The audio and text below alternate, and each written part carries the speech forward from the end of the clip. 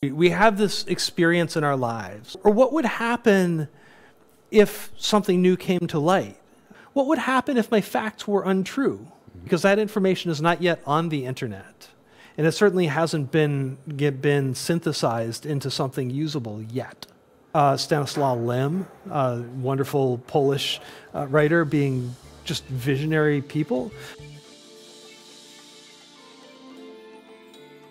Dzień dobry Państwu, witamy po krótkiej przerwie w naszym studio kongresu Futurist of the Year 2024. Naszym gościem jest pan Jonathan Brill. Witam serdecznie. I przełączamy się na język angielski. It's very nice having you here because, well, basically you're some kind of a superstar in the world of tech and business.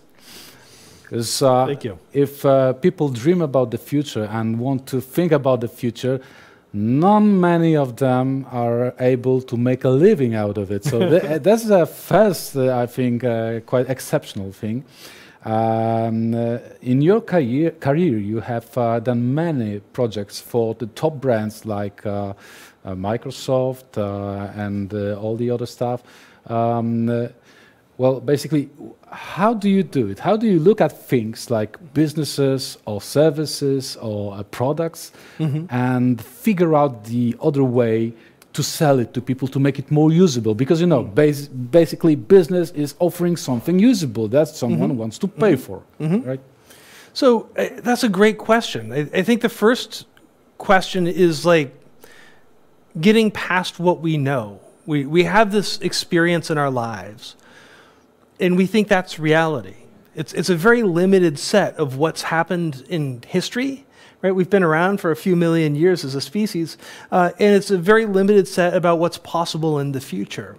And so learning to step back with that blank slate and ask yourself, what would happen if things I knew turned out to be untrue? Or what would happen if something new came to light? I like to think a lot on the subject of Copernicus and great scientists. I like to think about Isaac Newton.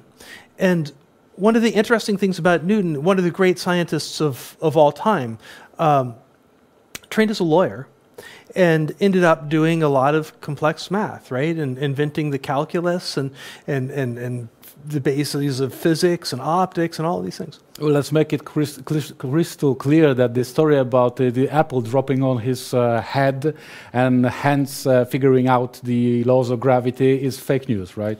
That is my understanding. I've been to Cambridge and I've seen the tree and it looks like it's about 30 years old. Seems obvious, right? So my point is, he was a really good deductive thinker. If the set of basic rules were known and the mechanics were known, he was better than anybody at his time at figuring it out. If someone says something like, I'm curious, if you have a cone and you want to divide it any which way, how would I figure out what the shape of that thing is? That's calculus.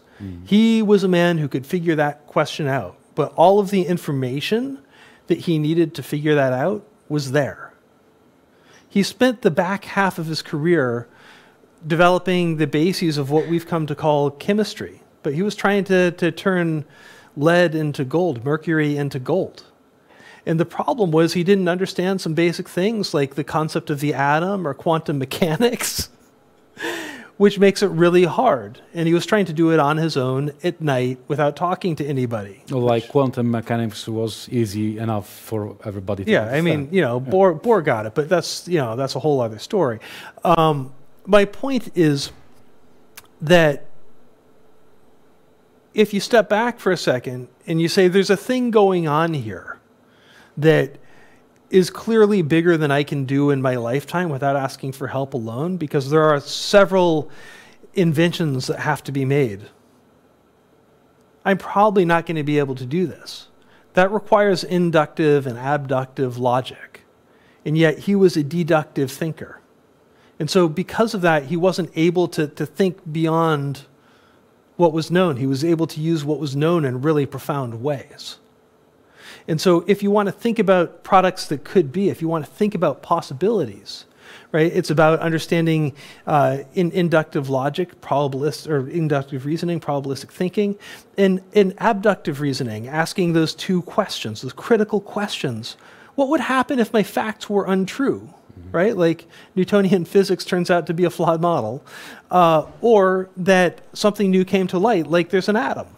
Like, what would that change for me?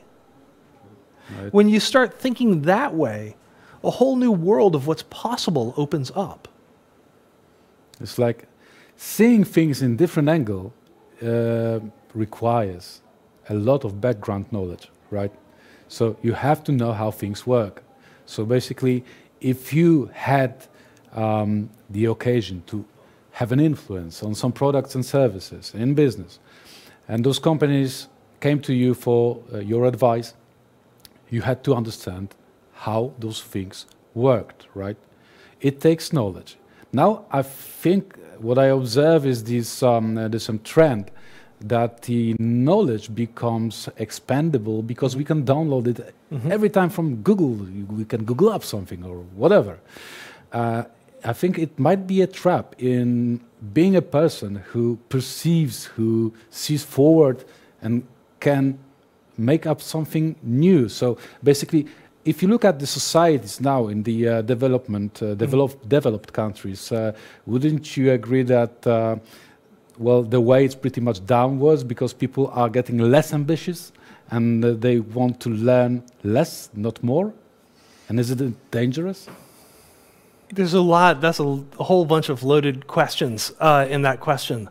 So let's start off with the importance of the breadth of knowledge. So Copernicus, right, one of the great diverse thinkers, interdisciplinary thinkers of human history. I'm obviously a believer in that approach, that you often benefit from breadth over depth. I run a group called Conference on Wheels, and what we do is we go around the world to about 10 cities a year to see what's going on the ground and talk with all of the experts, the leaders, the startups, so on and so forth. Because that information is not yet on the internet, and it certainly hasn't been synthesized into something usable yet. And so in 2017, my group was looking at large language models, looking at transformers, looking at what would happen next. What today was knowable. The impact, hard to imagine, but the technology was knowable. People weren't paying attention. And so that's the first thing, is you don't necessarily need to have deep knowledge in all of these categories to think about what's going on across them. The second piece that you were saying was, hey, maybe we don't need to learn anything anymore because Google tells us. I think the question is, we actually have to learn so much every day that the question becomes, what are the deep things that we need to learn so that we don't have to pay attention to all of these things? And I think it comes back to the deeper knowledge, right? Reasoning skills, right? Do you have strong deductive? Do you have strong inductive? Do you have strong abductive reasoning skills? Because those will carry you over time, no matter what field you go into or how you use AI. Yeah, it pays off being curious, right? It pays off being curious and willing to go deep. I think in my career, the first 10 or 15 years, they weren't like economically really successful because I went broad. But since then, I've done very well because I actually just know stuff other people don't. I can walk into a room and have 10 ways to solve the problem. And I'm comfortable I can do that with pretty much any problem. And so while it might not be the right answer or the best answer that the technical specialist could come up with, when you put me in concert with them, we come up with something amazing. Right. Because I'm able to think about what are those things that might not be true that we assume are, and what would happen next. Yeah. So you have to think outside the box. You have to have this knowledge, the broad knowledge, and you have to have a specific interest in this field. You want to make new solutions, right? So, but furthermore, what makes a good futurist, futurologist, and what makes a bad futurologist? Well, I think this is a broad field. The specific thing I deal with these days, for the last 7 years or so, is helping organizations deal with strategic problems, strategic innovation. Where should they invest in platform innovation? What do they do if something like a pandemic or a geopolitical conflict or something like that happens that changes the nature of the competitive landscape? How do they prepare for that? So the work I do is very specific. There are a whole range of futurists. Some of them deal with science fiction, right? David Brin being great, Stanislaw Lem, wonderful Polish writer, being just visionary people. Some of them deal with just kind of technology forecasting, what's going on in the technologies, what might that mean, what might the value propositions be in the future. In that world, I think that there's a bunch of people who talk broadly, but have not actually done the work in sociology, anthropology, economics, technology supply chains to actually understand to narrow that range. And so while they come up with great visions, often they don't become true because they were never possible in the first place. And so I think that goes back to our first conversation about getting that deep knowledge, what's really there, right? When I talk about AI, the first thing I look at is what is the energy capability to produce the energy we need for these data centers. How quickly can we build the data centers? How quickly can we build the network distribution? How quickly can we build the chips to do this thing at scale? How quickly can we improve the software to make it more efficient? How quickly can we distribute that from a data center all the way out to the edge to your notebook computer, your smartphone? What do those timelines look like? Because those are knowable. Those are highly knowable things. And those define what's possible and how quickly this all rolls out. And then you can talk about the value propositions in the future and what could be and so on and so forth. And so I want to make sure when I work with futurists, when I work with strategic forecasters, we're working on the base of what must be true and then working on what can be true. That's quite a good logic. Thank you very much, ladies and gentlemen. Our guest, Mr. Jonathan Brill, thank you very much for this fabulous conversation. Now switching. We'll be switching to the main scene soon enough. So I think we have time for one more question. Fantastic. Yeah. So, and maybe this is a really big question. One more question. It's a really big question, guys. But we have, a lot, just a short time to answer it.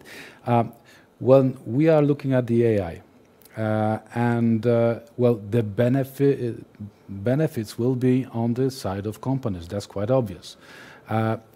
Should people be scared, or should people look forward to it? Because, like, if we have 80% of jobs to be, people to be expandable for AI, I